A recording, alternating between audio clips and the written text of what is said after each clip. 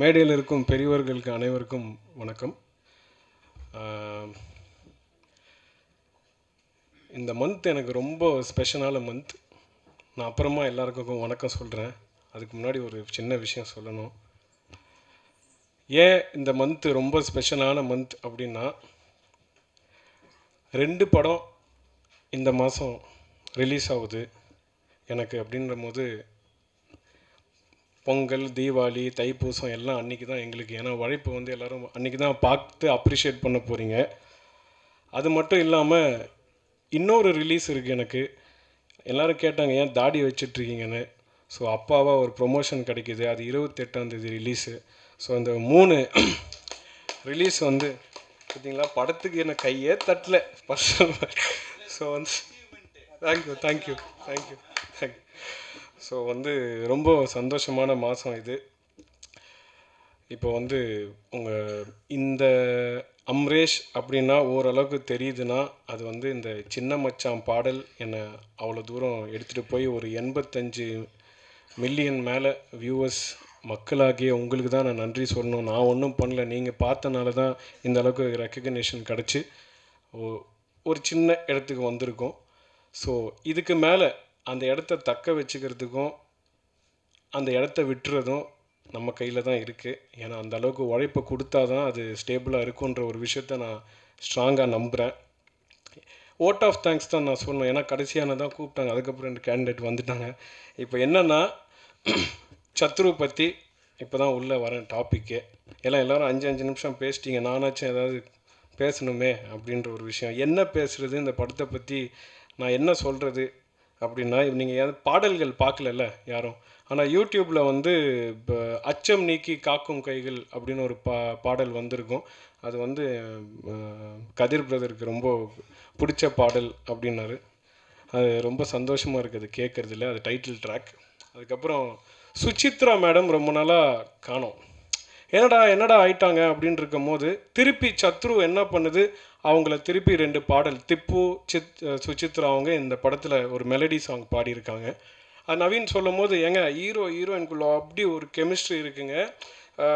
ஃபென்டாப்ளஸ் எக்ஸலண்ட்டான ஒரு ஒரு ஒரு மெலடிங்க. அது அந்த அளவுக்கு வந்து நம்ம வேணும், அப்போ தான் வந்து கெமிஸ்ட்ரி ஒர்க் அவுட் ஆகும்னு சொல்லி அழகாக என்கிட்ட உட்காந்து வாங்கின பாடல் அது. அதுதான் அது சொல்கிறேன் இருங்க.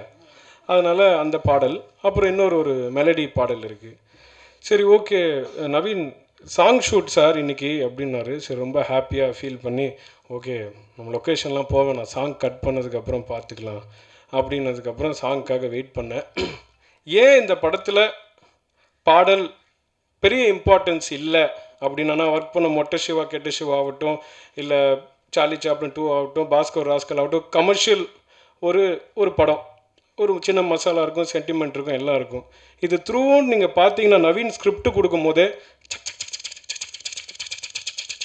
அவ்வளோதான் பிஜிஎம் தான் வரும், அவ்வளோதான் இடம் இருக்குது. இது நல்ல டைலாக் இருக்குது.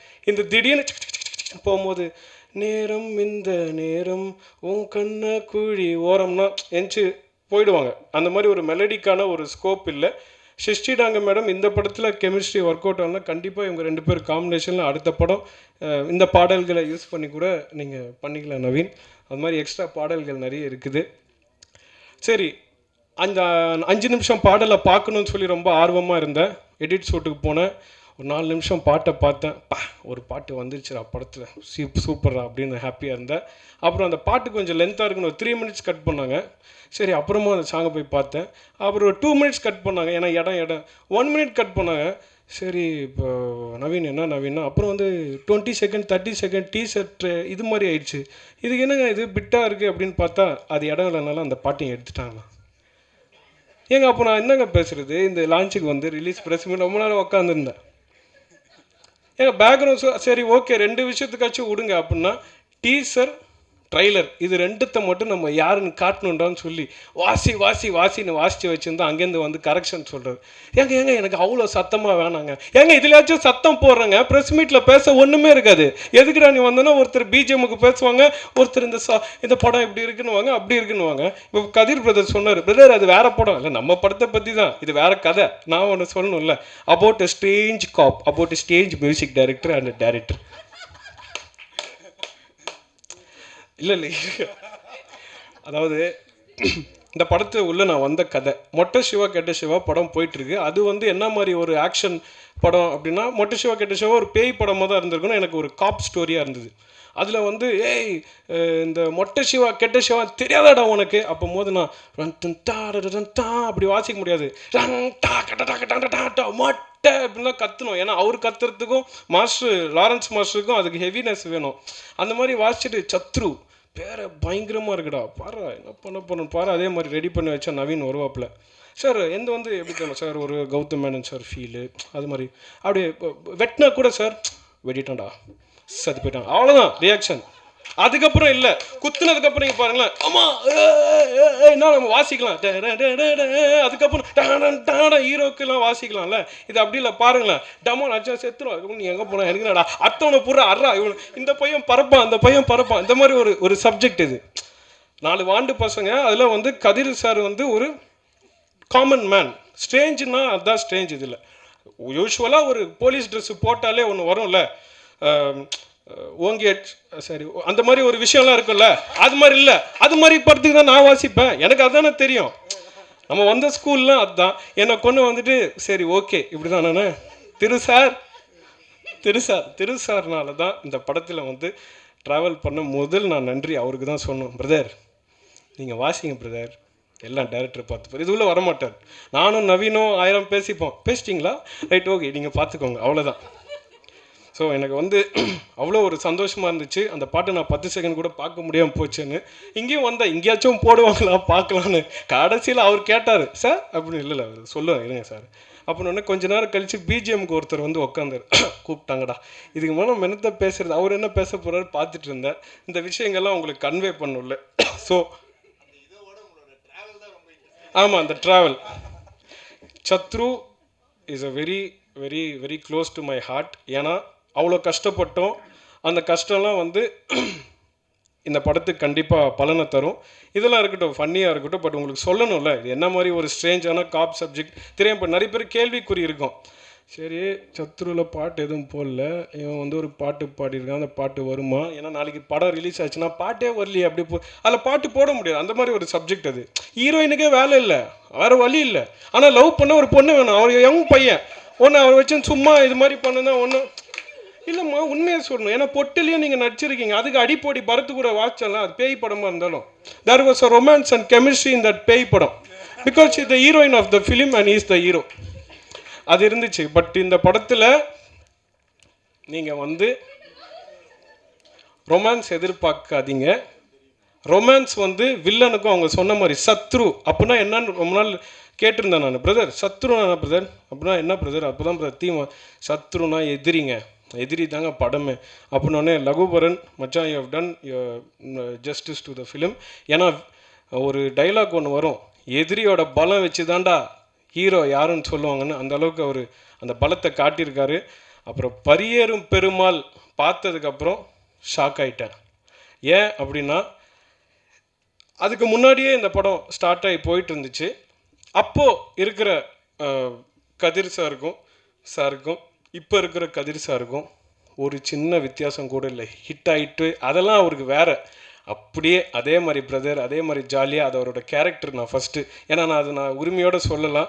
2வது விஷயம் பரியேறும் பெருமாள்ன்ற ஒரு படம் அப்படின்னு நான் எடுத்து அந்த படத்தில் நடித்த ஹீரோன்னு சொல்கிறதுக்குள்ளே தெரியுங்க கதிர் சார் படமாங்க அவ்வளோ இன்ட்ரெஸ்ட்டாக வந்து பார்ப்போங்க அப்படின்னு சொல்லி அந்த ஆடியன்ஸ் மனசில் அவர் இடம் பிடிக்கிறதுக்கு ஒவ்வொரு படத்துலையும் எவ்வளோ கஷ்டப்பட்டிருக்காருன்றது எங்களுக்கு நம்ம எல்லாருக்கும் நல்லா தெரியும். Hats off to you brother. Comedy இருக்கட்டும் பட் இது serious brother. One more thing Naveen பேச்சுக்காக சொல்ல நவீன் உண்மையாகவே இந்த படத்தில் பேக்ரவுண்ட் ஸ்கோர்ஸ் ஆகட்டும் படத்தோட மேக்கிங் ஆகட்டும் ரொம்ப பிரமாதமாக வந்திருக்கு. ஒவ்வொரு வாட்டியும் திரு சார் கேட்பார் எப்படி பிரதர் உண்மையாகவே சூப்பராக வந்திருக்கு. அவர் ஒரு ப்ரொடியூசராக இந்த படத்துக்கு வராமல் இத்தனை பேருக்கு லைஃப் தந்து அதில் அவருக்கு ஒரு லைஃப் வரணும்னு சொல்லி திரு சார் கஷ்டப்பட்டிருக்கீங்க சார். கண்டிப்பாக இந்த படம் தப்பு செய்ய வாய்ப்பே இல்லை சார் அப்படின்றது ஆணித்தனமாக இந்த நேரத்தில் நான் சொல்லிக்கிறேன். எனக்கு வாய்ப்பு அளித்ததுக்கு ரொம்ப நன்றி சார். இங்கே மற்றபடி நான் ஷூட்டிங் ஸ்பாட்டுக்கெலாம் போனதில்லை, அதனால் எங்களுக்கு மற்ற ஆர்டிஸ்ட் கூட ஒன்றும் இருக்காது, ஹீரோயின் கூட ஆகட்டும் ஹீரோ கூட ஆகட்டும். ஒன்லி ஸ்டுடியோஸ்க்கு அப்பப்போ யாரையா கூப்பிட்டு நாங்கள் பேசினா தான் உண்டு.